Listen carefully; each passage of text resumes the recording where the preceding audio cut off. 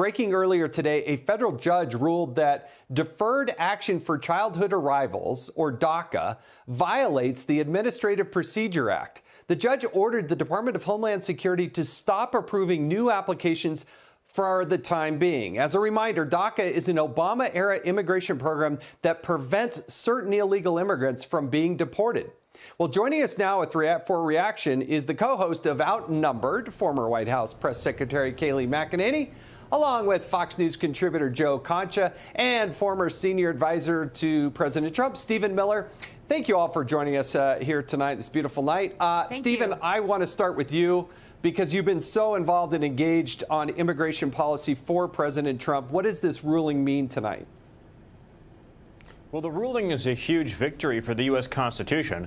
Unfortunately, the judge did stay his ruling, so it's not going to mean that the work permits and the government benefits that has been given to hundreds of thousands of illegal immigrants will be canceled. Those will continue, and so the lawlessness will continue. But on the merits is an incredibly important moment for the U.S. Constitution to say that the executive can't make law. The executive cannot give amnesty to people through fiat that Congress has refused to give time and time again. Unfortunately, this president that we now have, Joe Biden, has issued a number of memoranda that, just like DACA, are plainly illegal, create new immigration law out of nothing at all. And my organization, America First Legal, is taking this president to court, along with many of our great attorneys general, to sue over those very policies.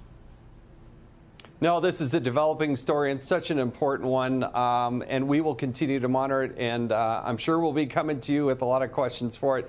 But let's shift back now to what happened at the White House. Kayleigh, I want to get your perspective. You stood on that podium before, but I got to tell you, what I hear this White House doing in colluding with Facebook to take down accounts, to monitor people, some would call that spying.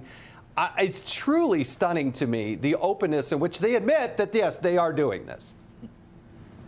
You just hit on the key point, which is the openness with which they are doing this. I mean, I hear a lot of things that in the White House press briefings I take issue with, or I know it's a deception or not a truthful matter in what's being spun to us, like saying Republicans want to defund the police. But I literally almost fell out of my chair when I heard an admission from the podium that they are working with social media companies to censor. I mean, this is the crux, Jason, of the lawsuit put forward by President Trump, that class action lawsuit. He says social media is colluding with the government and thus becoming state actors and trampling on the First Amendment. People said, oh, no, that's crazy. President Trump, that's crazy. It was admitted from the podium and then doubled down on today. And what a very poor cleanup effort. I heard something in that soundbite about, well, people care less about Big Brother and more about saving lives. That's not how the First Amendment works. You have free speech in this country with few exceptions like obscenity and child pornography and real threats. You have the ability to speak, and the government cannot compel a private company to censor you. I think they've got a lot of legal morass and trouble coming their way after that press briefing.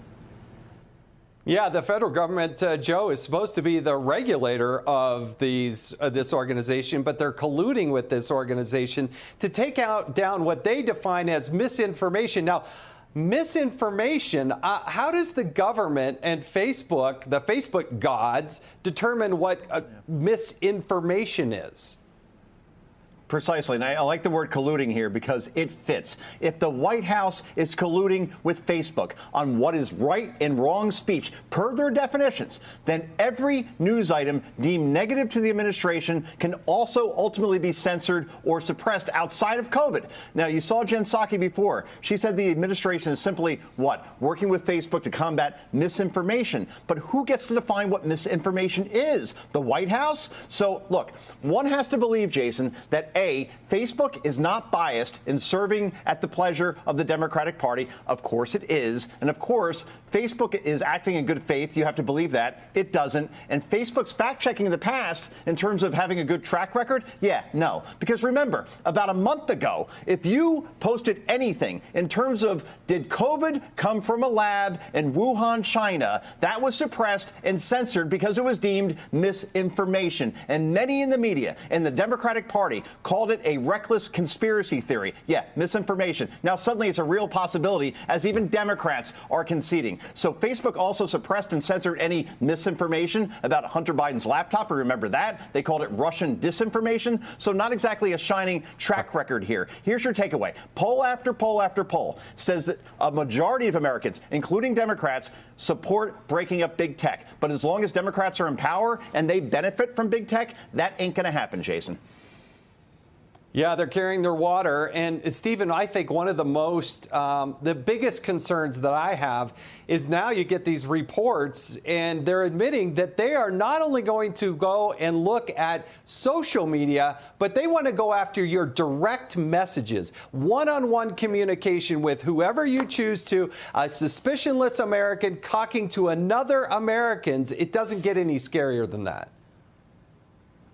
Whether you're talking about this, whether you're talking about what's happening on the border or DACA, it's about the U.S. Constitution being thrown out the window. The other two guests had it exactly right, Joe and Kayleigh. This is state censorship.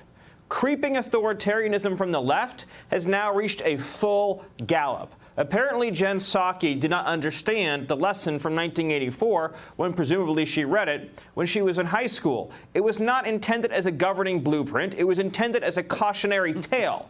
And to hear her at the press podium talk about government censorship as a positive good is truly chilling. Going after Americans with the mighty power of government in collusion with big tech to take away their free speech, to take away their platform, to take away their livelihood, to invade their private province, their private domain as citizens, their ability to express themselves. This is something out of an autocracy.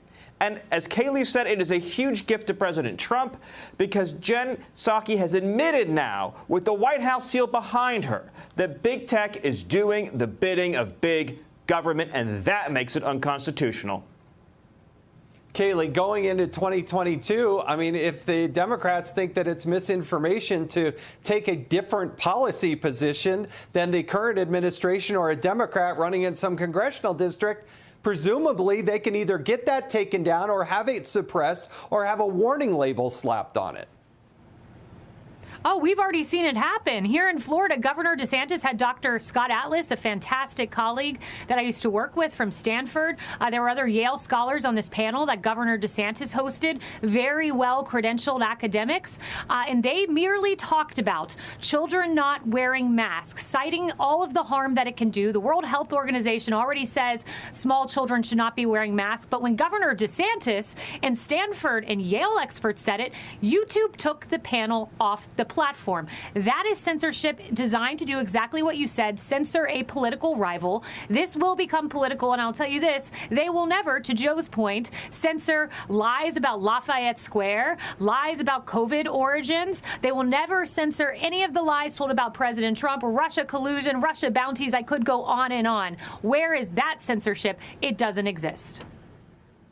Joe, you know, one of the things that strikes me, too, is where are all the liberals? You know, the true liberal who doesn't like big government, that wouldn't like censorship and stuff. They're like totally gone. They've been totally wiped off the face of the planet. They've now gone to this radical, far, far left part of the party that does believe in socialism, does believe in communism, does believe that there should be state control. But it strikes me that this idea of a liberal has actually gone out the door.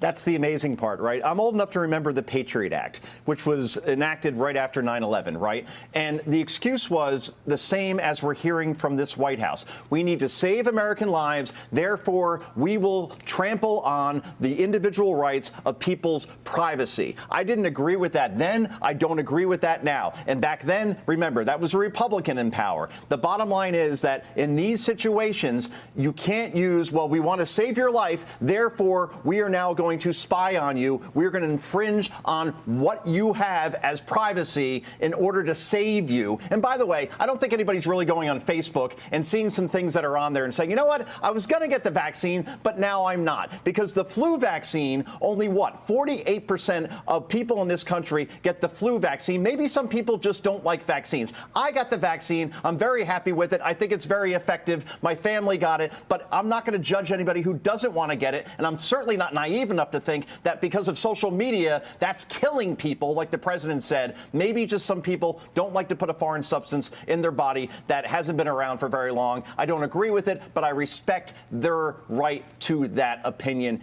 in terms of what they do with their bodies, Jason. Yeah, look, this is the United States of America where self-determination is so paramount. I got the vaccine. My wife got the vaccine. I believe in it. But you know what? I respect other people get to make their own decision. And I don't need the gods at Facebook colluding with the federal government and the government bureaucrats to make these types of determinations. Joe, Kayleigh, Stephen, thank you so much for joining us here tonight. We really do appreciate it.